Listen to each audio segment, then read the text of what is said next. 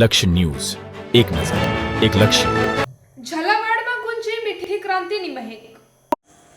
સુરેન્દ્રનગર જિલ્લાના ધાંગધ્રા તાલુકાના ગાંજણવાવ ગામના પ્રગતિશીલ ખેડૂત ભરતભાઈ ડેંડાણિયાના ભરતભાઈએ સુરેન્દ્રનગર જિલ્લામાં સૌપ્રથમ મધમાખી ઉછેર કેન્દ્ર શરૂ કરી ઝાલાવાડમાં મીઠી ક્રાંતિની સુવાસ ફેલાવી છે. જરા જીરું અને કપા, બાકી બધા ગપા જેવી રૂઢિચુસ્ત માનસિકતા અને ખેતીની મર્યાદિત તકો વચ્ચે ભરતભાઈનું ચીલાચાલુ ખેતી છોડીને મધમાખી ઉછેર કરવાનું સાહસ કોઈ દિવા સ્વપ્નથી કમ નહોતું. ભરતભાઈએ આ તમામ મર્યાદાઓ અને રૂઢિચુસ્ત માનસિકતાઓ તોડી પોતાની સખત મહેનતથી ઝાલાવાડ વિસ્તારમાં મધમાખી પાલન દ્વારા આર્થિક સમૃદ્ધિની નવી કેડી કંડારી છે અને અન્ય ખેડૂતો માટે પ્રેરણાસ્ત્રોત બન્યા છે. ભરતભાઈએ જણાવ્યું હતું કે તેમણે અમદાવાદના ખાદી ગ્રામ્ય ઉદ્યોગમાંથી વિધિવત તાલીમ મેળવી માત્ર 50 પેટીઓથી શરૂઆત કરી હતી અને આજે 7 વર્ષના અથાગ પરિશ્રમ બાદ 5 એકર જમીનમાં શ્રી રામરસ હની ફાર્મ 600 પેટીઓના ઉત્પાદન સાથે આગળ વધી રહ્યું છે. આ મધમાખી ઉછેર હવે તેમના માટે માત્ર વ્યવસાય નથી રહ્યો, પરંતુ તેમની આત્મનિર્ભરતા અને ગૌરવનો પાયો બની ગયો છે, જેણે તેમનું આખું ભાગ્ય બદલી નાખ્યું. ભરતભાઈની આ સફળતા પાછળ તેમની વૈજ્ઞાનિક અને પર્યાવરણલક્ષી કાર્ય પદ્ધતિ રહેલી છે. ગુણવત્તાયુક્ત મધ મેળવવા માટે તેઓ મધમાખીની પેટીઓ માત્ર એવી જગ્યાએ રાખે છે જ્યાં સંપૂર્ણ ઓર્ગેનિક ખેતી થતી હોય અને જંતુનાશક દવાઓનો ઉપયોગ નહિવત હોય. તેઓ પોતાના ફાર્મ પરથી તલનું મધ મેળવે છે, જ્યારે વરિયાળીના મધ માટે સુરેન્દ્રનગરના ખાડુ ગામની આસપાસના ખેતરોમાં અને અજમાના મધ માટે જામનગરના જામદુધઈ તેમજ આમરણ વિસ્તારોમાં પેટીઓ સ્થળાંતરિત કરે છે. શ્રેષ્ઠ વાતાવરણની પસંદગી કરવા માટે ભરતભાઈ જાતે જ બાઇક પર બારીકાઈથી સર્વે કરે છે, જે તેમના કામ પ્રત્યેની નિષ્ઠા દર્શાવે છે.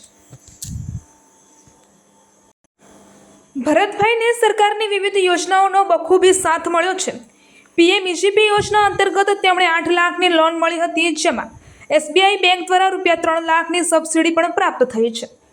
આ ઉપરાંત બાગાયત વિભાગ દ્વારા 5 પેટીઓ પર 50% સબસિડીનો લાભ મળ્યો છે, જેણે તેમને આધુનિક મધમાખી પાલન માટે સક્ષમ બનાવ્યા છે. ભરતભાઈએ વાર્ષિક 5 થી 7 ટન શુદ્ધ મધનું ઉત્પાદન કરી રહ્યા છે.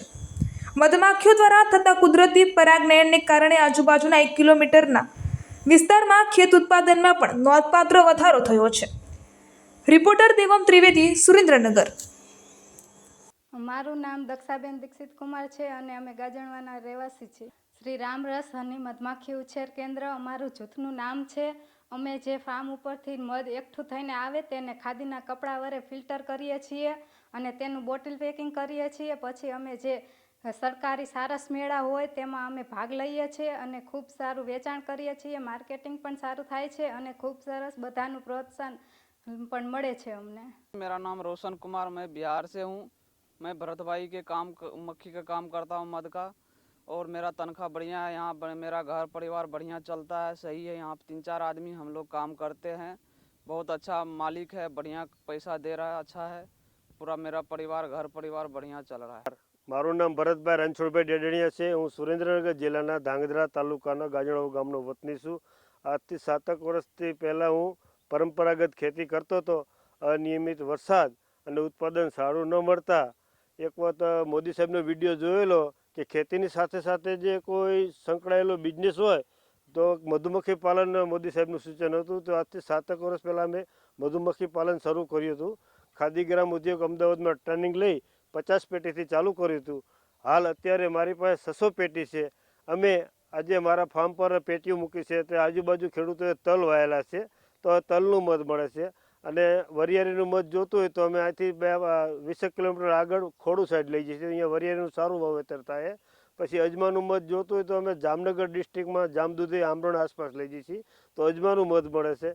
ખાસ એ વાત છે કે અમે જ્યાં પેટીઓ મૂકવાની હોય અહીંયા પહેલાં જઈને બાઇક લઈને 3 કિલોમીટરમાં સર્વે કરવી કે ખેડૂત ભાઈઓ શું વાયુ છે, મધમાખીને અસર થાય એવી કોઈ વસ્તુ નથી, પેસ્ટિસાઇડનો ઉપયોગ ન થતો હોય, ઓર્ગેનિક ખેતી કરતા હોય એવી જગ્યા પસંદ કરી અને અમારા મધમાખીના બોક્સ મૂકવી છીએ. અમે જે ફાર્મ પર મધ મૂક્યું હોય તો ખેડૂતને આસપાસ 1 કિલોમીટરની અંદર 20 થી 25% ઉત્પાદન વધુ આવતું, એટલે ખેડૂતો પણ કહે છે કે અમારી વાડીએ મૂકો. અને જ્યારે મેં શરૂઆત સ્ટાર્ટઅપ કરી ખાદી ગ્રામ ઉદ્યોગ દ્વારા સરકારશ્રીની યોજના પ્રમાણે મને 50 પેટી મળી હતી અને પીએમજીપીની લોન લીધી હતી 8 લાખની, એમાં 3 લાખ રૂપિયા સબસિડી SBI બેંકમાંથી મળી હતી. પછી અમારા બાગાયત અધિકારીને ખબર પડી કે આપણા જિલ્લામાં આવું કોઈ કામ કરે છે, તો મારા ફાર્મ પર આવી અને બાગાયત તરફથી પણ 50 પેટીની સબસિડી 50% લેખે મળી હતી. અને આમાં હવે સારું એવું ઉત્પાદન મેળવી છીએ. હાલ મારે 5 થી 7 ટનનું ઉત્પાદન છે અને અમારો પરિવાર આમાં સારી એવી મહેનત કરીને સારું એવું કમાઈ શકે છે. સાથે સાથે અમારી પાસે એક બિહાર લોકોની ટીમ છે, એમને પણ સારું એવું અમે વેતન આપીએ.